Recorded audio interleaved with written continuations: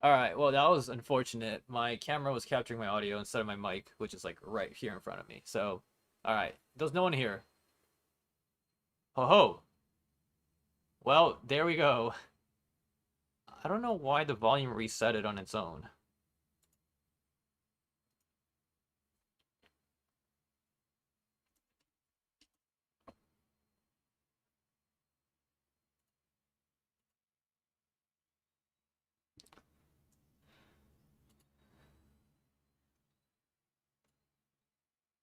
All right, what do we have here?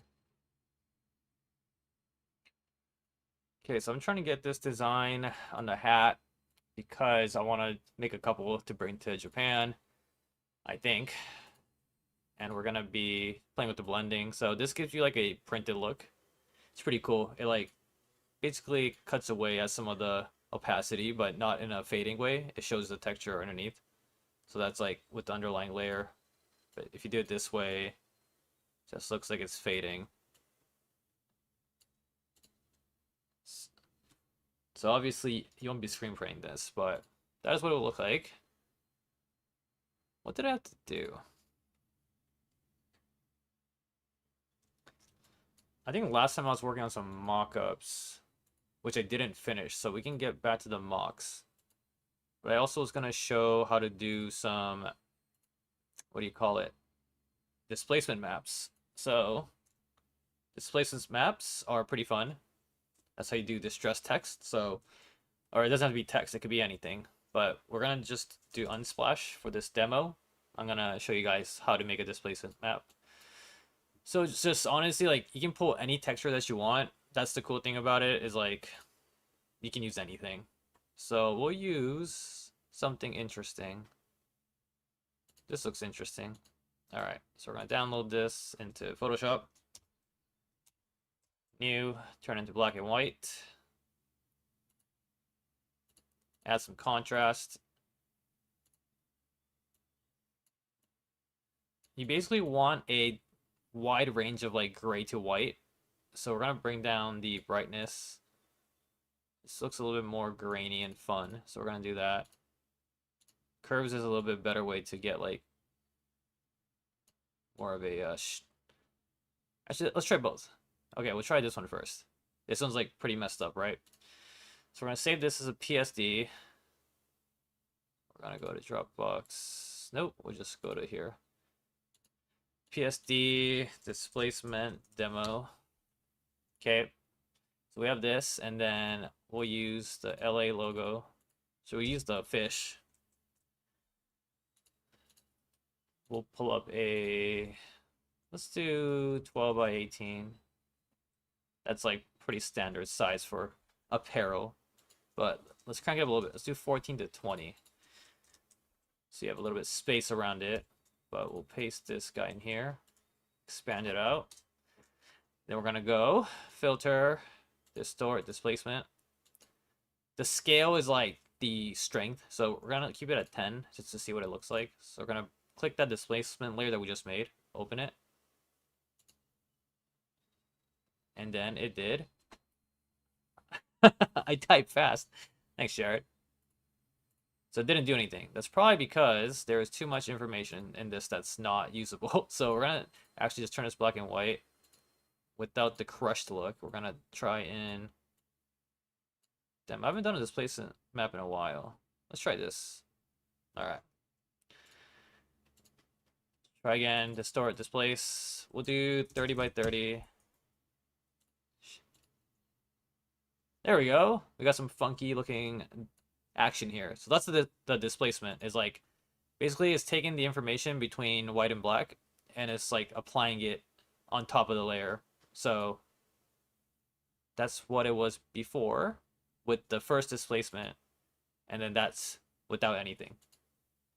So that's the first one, barely did anything. The second one, we got funkier action, and then we can hit it again, even do like even higher, can do 50-50. And now we're getting crazy. The eyes all deformed and stuff. So if you like, let's say you liked the body getting all messed up, right? But you don't like the face. You can duplicate it, put a reverse mask on, so Alt, mask. And then we're gonna grab the eraser tool. Okay. Oops. Disable the smart filter, obviously. Obviously, so obvious. And then we're gonna just bring back the eye so we have something there. And then on the layer that's distressed, put a mask on. Eraser. Oh, stop giving me the warning. Okay, eraser. Okay. Now we got the eyeball there. And you just move the eyeball. If you want to save it, if you want to just save this layer that you created, you do Alt Control Shift E, remove the white. It's a three hit combo, but now you have it on one layer, so you don't have to have different layers. And then next, we want to turn this into cool bitmap vibes. We can just go. I usually like duplicating my stuff and take it to a new page. And then we're gonna get rid of the negative space using trim. It's a good tip if you don't know. It gets rid of all the space. And then we're gonna go to mode, grayscale. Okay, mode bitmap. It's gonna flatten it. You can pick whatever we want for the method because it doesn't really matter. You can do halftone. 20 lines. Let's do 20. And then you can see that now we can vectorize this. So that's before, that's after. And if we want more detail, we can bump up the frequency to like 30. And it gets more and more fine. So if we want to like turn this into a funky looking like kind of 8-bit vibes, just turn this to like, oh, maybe for this it doesn't matter. So I'm just kind of making shit up on the go and like what to talk about. So if I explain something incorrectly, I apologize. But I want to show you guys this trick because the homie Skylar showed me this and I think it's really cool. So you have a bitmap, right? Bitmap is just black and white. We're gonna save this as a TIFF. Where's the TIFF? There's a TIFF. Oops. Oh, I'm missing. Okay, TIFF. And then we're gonna put fish distressed. Okay. Copy my settings. I don't know if this really matters, but I just have it there. Okay. And we're gonna go back to this page. We can open up a new document if we want, but we can just use this. But all right, so we got fish distressed. We're gonna drag it in. So I got fish distressed. And the crazy part is now you can change the color of fish. Look at that. You can color your TIFF. This is the craziest thing I think I've seen recently, but it's freaking awesome. Shout out Skylar, and shout out to whoever's watching this because this is a really, really good trick to get like graphics to be able to color them. Because now you can do stuff like this. You can like basically stack the separations. Oops. Let's grab that one. Right, you can do like a funky RGB thing. Where's green? You can get like a funky effect.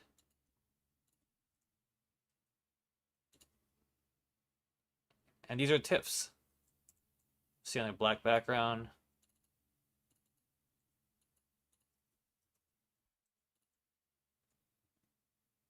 This is just random stuff. I'm just like thinking of shit to talk about. But yeah, like it's pretty cool. You can color your artwork differently. So another use case besides coloring it in with 3 colors is, let's say we want to pull some mockups, right? I would just go to AS Color because AS Color has like the cleanest, flattest looking mocks. So we'll go to the classic tee, pull a black shirt out. Cool. Okay, we're gonna go here, drop that shirt. And then you're like, I want to see this with 4 different colors. Okay, so we're gonna grab one of them. Grab the fish.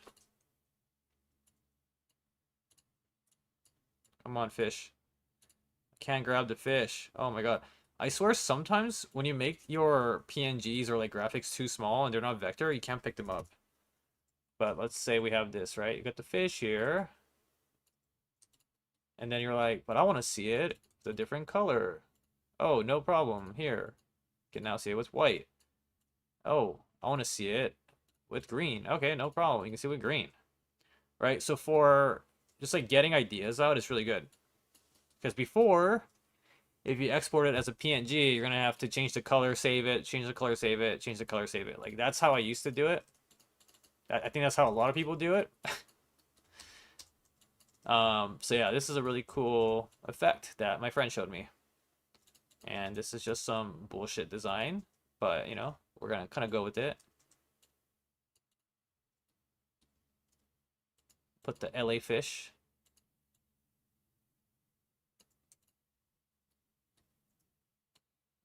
Like when people say like, "Oh, can I see variations?" This is like a fast way that you can get your ideas out. Just like changing up the placements, maybe like doubling it so you have two fish instead of one fish. You know, so they're like swimming towards each other. Maybe they form like a half circle together. It's like a yin yang. Got the LA in the middle.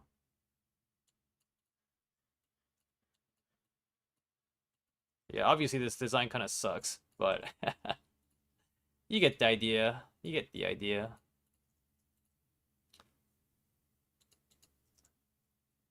Change the opacity there. You can also mask. So if I have the LA sign, and then I want to mask it with the fish, we're gonna go to, where's the appearance? Appearance is this one? Transparency. All right, let's see if I remember how to do this. Make mask. Click on the black side. Drag in the picture. And look at that. We just made a mask with the fish. So you get this texture. You can basically use like one graphic and achieve so many different things. And that's what's cool about knowing how to make stuff is you get to do stuff like this. You can kind of see the fish there. We'll flip it over. Cool. And then we go here. Okay. This one's kind of whack, so we're gonna take that out.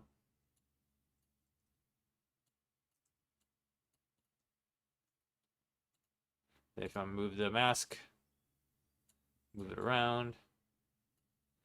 I think this could look cool if there was more detail, the fish like outside of the LA. Because right now it's just like a very obvious clipping mask. So. But yeah, I don't know what the heck these are. I'll never make this, you know, but we're doing all right here. Oh, make sure you click back to your left panel. If you stay in the right panel, it's not good.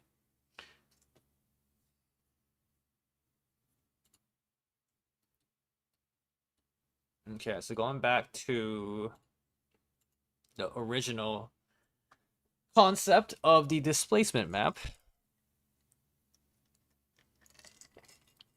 So this is more useful on text, obviously. Well, actually, no, I shouldn't say that. This is useful for anything, but I commonly use it on text. So if I have a very like vanilla looking design and I want to change it up, I'll just throw it through a displacement map, and then you get texture, and then you can vectorize it or put a dithering layer, and then you can export that. So it's just like cool ways to add a little bit more swag to your designs. All right, what else do we have? I haven't really explored this folder in a long time. But yeah, I wanted to do some of this stuff. Acid. Hmm.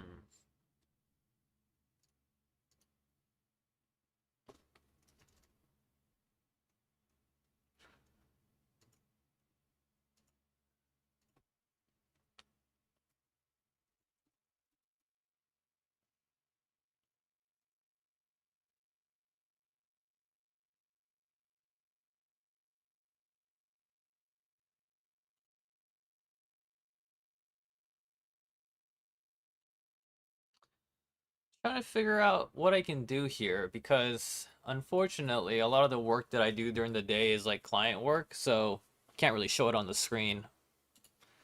But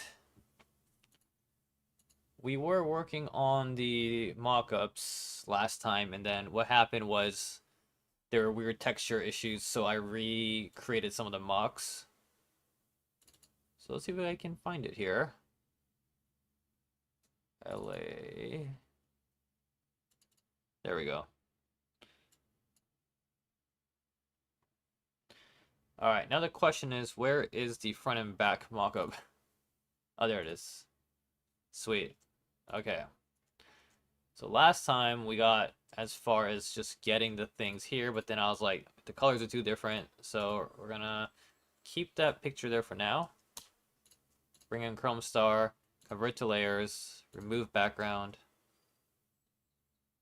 Oh, damn, is this too dark now? Why does this keep happening to me? All right, let's check the mockup page. Okay, you guys can see my layers, right? It's like right at the corner.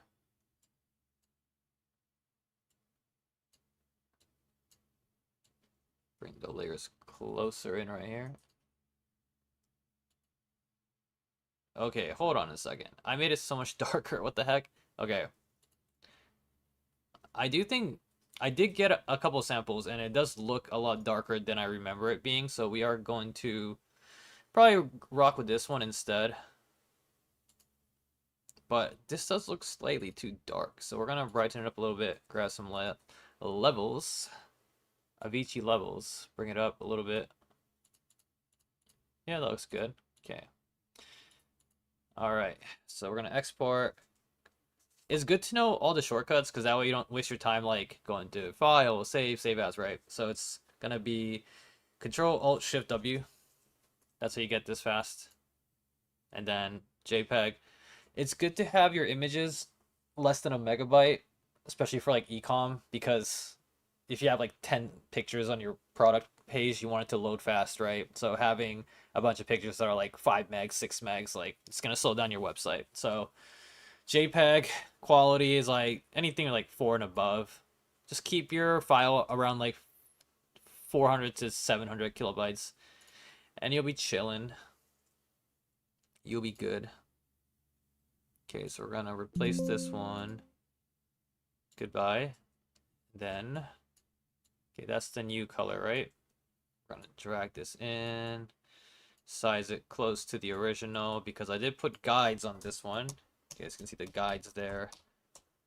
Shortcut for that is Control comma. No, what is this? Colon. Control colon is your guide, on and off. Control quote, single quote is the grid. Learn your shortcuts or make your own shortcuts. Very important. Okay, so that's the old one. Goodbye, old one. We're gonna delete you. Oops, I pushed insert and something just happened.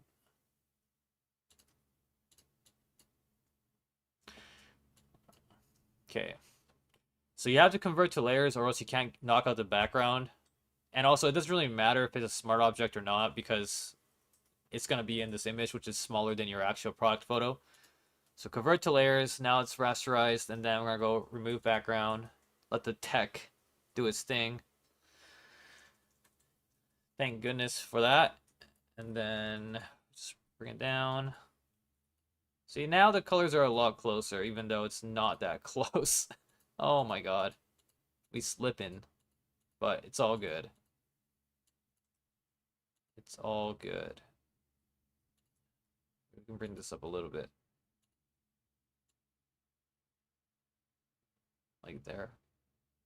That is like significantly brighter than the other image. Okay, so we need to keep that in mind. But that looks way better than this. Okay. So we're gonna go back. Make sure this is fixed. Very important. Get the back. Pull up the levels. Same amount.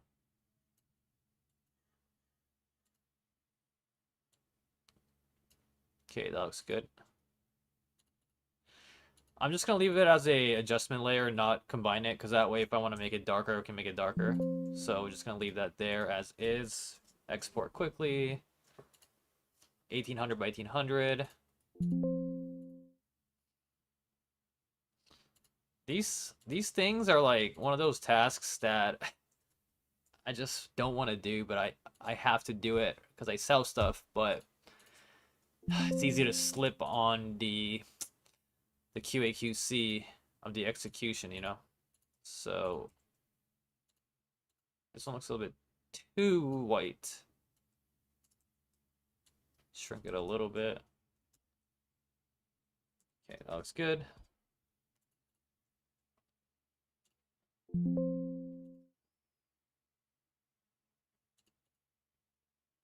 And this one was one I just did, but that looks good. So we're just gonna export that as is. We're gonna have some drop shoulder, drop shadow.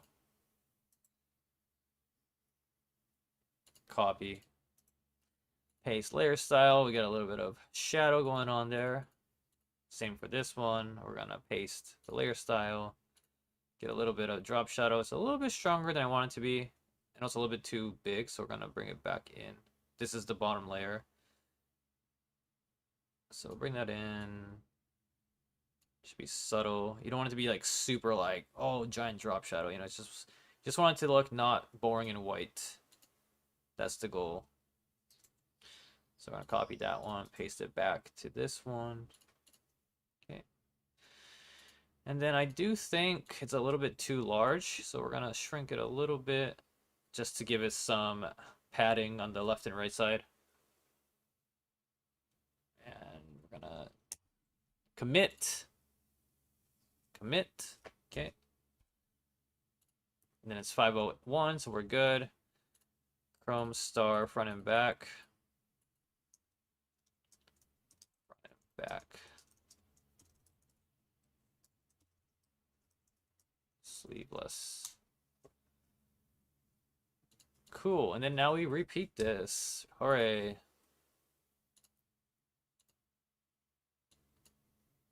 Okay, that looks correct. I guess it's okay that the colors aren't all the same because they do vary from shirt to shirt. So it is more accurate this way. Because yeah, vintage wash for one brand may not be the same as a vintage wash from another company. So that's the tricky part, is the LA Apparel ones that I used to use. Okay, this is like darker, right? Yeah, that's darker. Yeah, the LA Apparel ones that I used to use were a lot grayer, and the new ones, the not Comfort Colors, the Cotton Collective ones are a little bit darker, which I kind of like the darker ones better. So, yeah, there is a slight color difference in it. But yeah, fish distressed. Okay. I guess we can re-export some of the fronts too with the darker front color. And when you change the color, you have to change this underlying layer blend because it's gonna adapt to whatever the color underneath is. So if the color underneath is lighter, it's not gonna have as much as an effect as if it's darker. So hold Alt.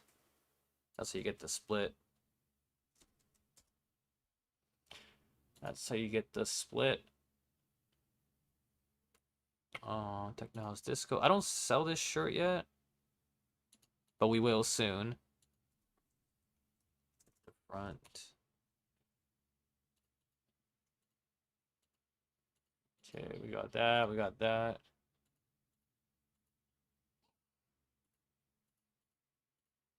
Yeah, I gotta adjust all of these a little bit.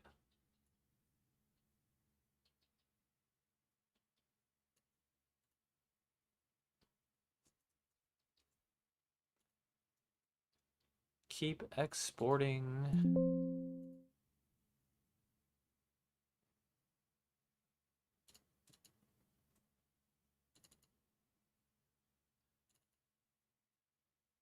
Yeah, make sure you hold Alt. If you don't hold Alt, it's gonna collapse and you're gonna have like one slider. With Alt, you get to split the slider.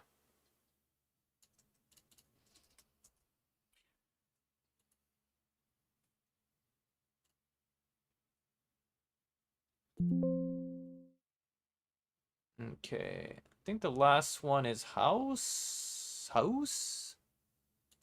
Where's the house? There it is. How can I forget this one? This is like the main shirt. This is where it all started.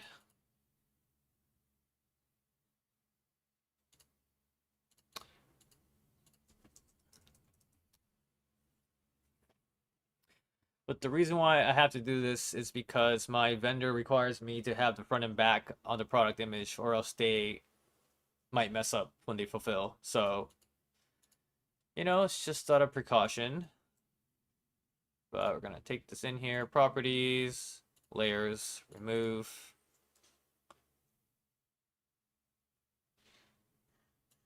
Shrink it, try to match the size. Okay. And then another thing that you could do is you can group everything. And then remove the drop shadow from the individual layers. And then apply it to the group. So that now anything that gets added inside will automatically have a drop shadow. So you don't have to like worry about it. So yeah, streamline the work.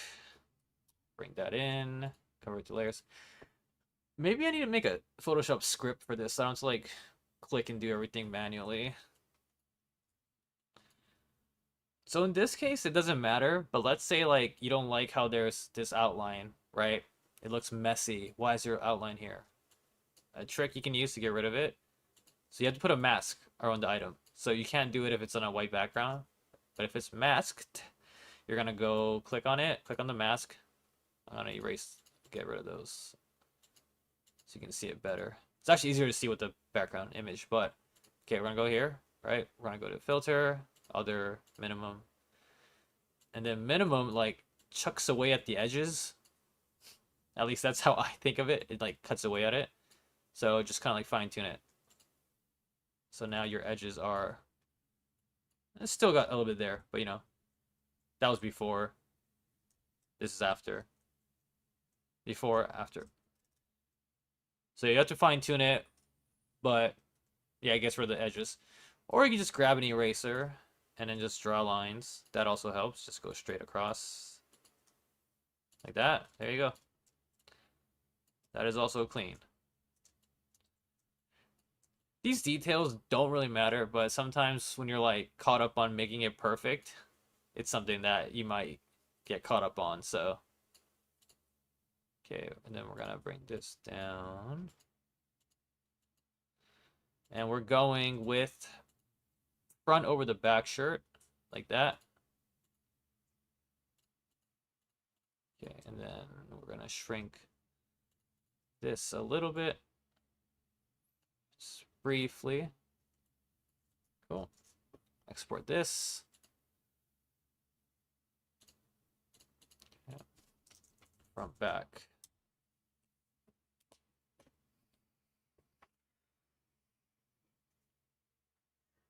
Damn, what happened? Last time we had more people here. Well, that's how it goes. The world of streaming. Sometimes we get 6 people, sometimes we get 0 people, sometimes we get 1 person, but it's all good. Yeah.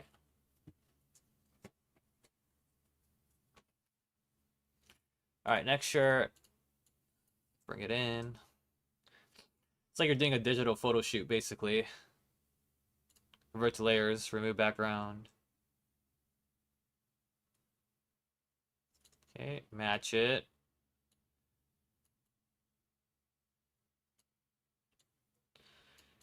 Another way to do this would be perhaps creating a template where all the shirts are blank and then you just drop the artwork on. But if I need individual ones too, I feel like it will take about the same amount of time anyways. Like it's not that much faster if I do it the other way, so. All right, front of the shirt. Here we go. Properties, adjustments. Why are you not popping up? Oh, you gotta push enter. Sometimes with Photoshop, all you gotta do is press enter or press escape and like get out of a specific screen, or else you can't do anything. And that is just something you'll learn over time. But it is a long journey before you are proficient in this freaking software. So we're gonna bring it here, shrink it down, try to match it as close as you can. The shadow looks kind of messy, but it's okay because it's a small mock-up anyways. Most people are not going to see it. But I am slightly bothered by it, so we're going to erase it. There's something underneath it. There it is. Yeah, just grab the eraser. Erase the mask. Always work on masks instead of like the actual graphic or object, because that way, if you need to go back, you can just like disable the mask with shift.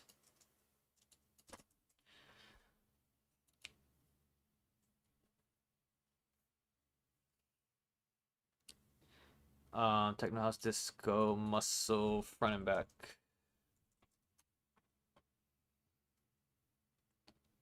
Alright, I think we're almost done. We just need to do the world needs good music and the front. Convert layers, remove. That could definitely be a script. Like, I don't gotta do this every single time.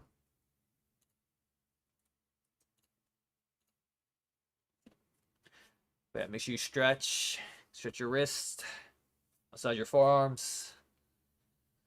A lot of clicking in this world, especially when you're a graphic designer. A lot of clicking, like a lot of moving things around, a lot of fine tuning. My favorite mouse to design with is actually this Logitech like cable mouse. This one, because it's super precise. And the wireless ones, unless you buy the expensive like pro gamer ones, there's too much.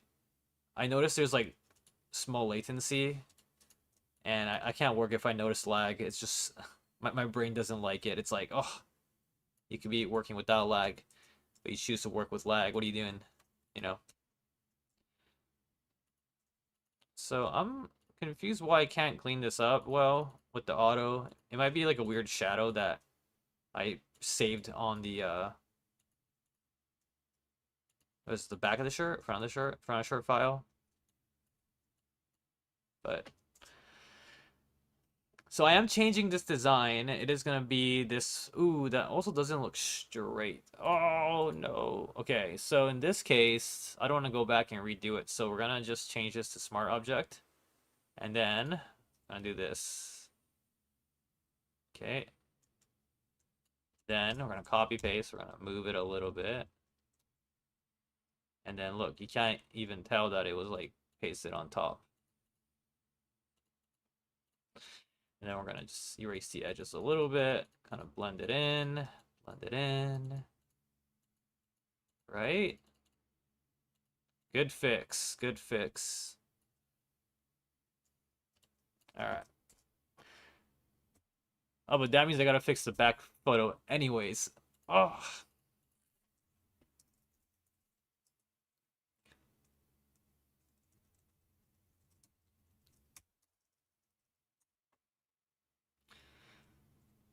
Okay. Since I thought I was high IQ, but clearly that was not a high IQ move, we're gonna have to go back here. Actually, we'll just resave it. Let's not be lazy here. Front, back. Some designs have like a slight optical illusion where it looks off-centered, but it's actually centered. This is one of them where whenever I print it, I try to print it slightly to the left, like just a smidge, like a quarter inch to the left. And then that's how you like recenter it in our vision, but art file wise, it's actually centered. So that could be tricky. And that's why tech packs are important, because without a tech pack, your vendor's not going to know that. They can't read your mind. All right. We're making some good progress.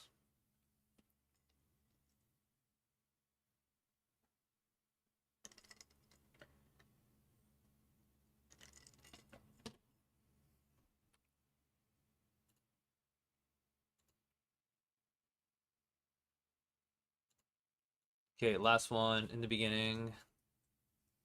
I'm gonna just combine the other one. We're gonna go to layers, convert.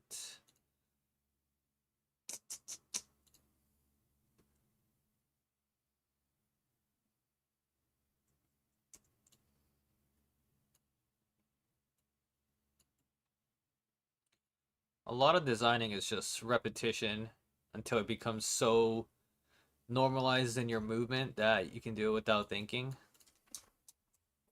It's just like building the habit, you know?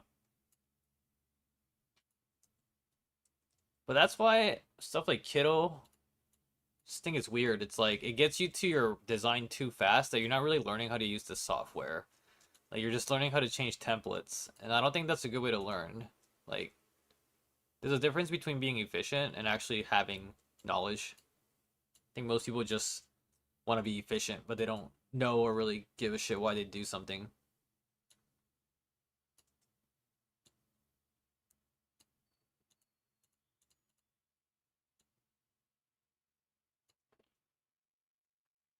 Alright, we're gonna do the other method, the one that I talked about, but I didn't use it twice. So we're gonna go to the layer. We're gonna try and get rid of this weird outline. Filter, other, minimum. So minimum is gonna really like crop the size of it, so you can't go too extreme or else you're gonna lose detail on the other side. So we're gonna go, what is squareness? Oh, is squareness better? I feel like roundness is a little bit more precise. Yeah, so we're gonna bring it down to maybe like 3.6. So that's before, after. Yep, it's clean. The edges are clean. Now we just export.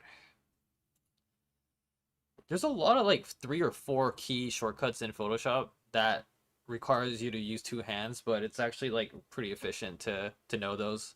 So that quick export is gonna be Control Alt Shift W. That's how you get to this screen. And then if you want to export a layer, it's Control Shift quotes, I think, quotation mark.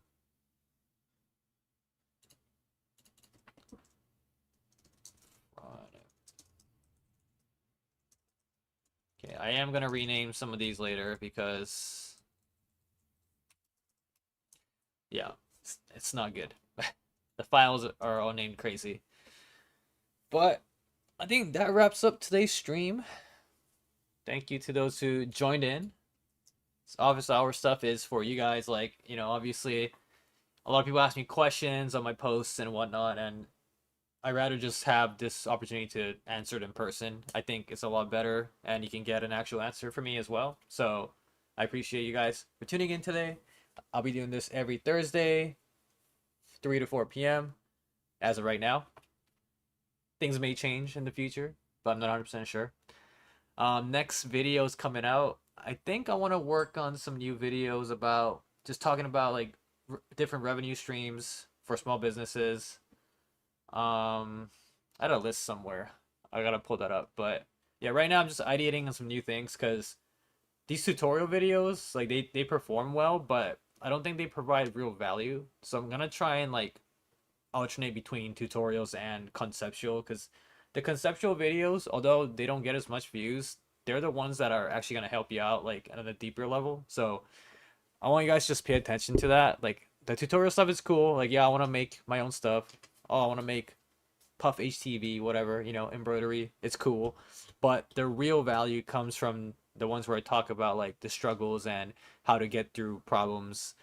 Um, yeah, the more like conceptual things are definitely where the values are. So pay attention when I talk about it in the videos. Like it's not as exciting, but it is like where you want to be, taking some notes. But if there's no questions, I'm gonna wrap it up for today. Thank you to those who joined me. And if you guys have any questions, leave in the comments and I'll check it next time. So catch you all soon.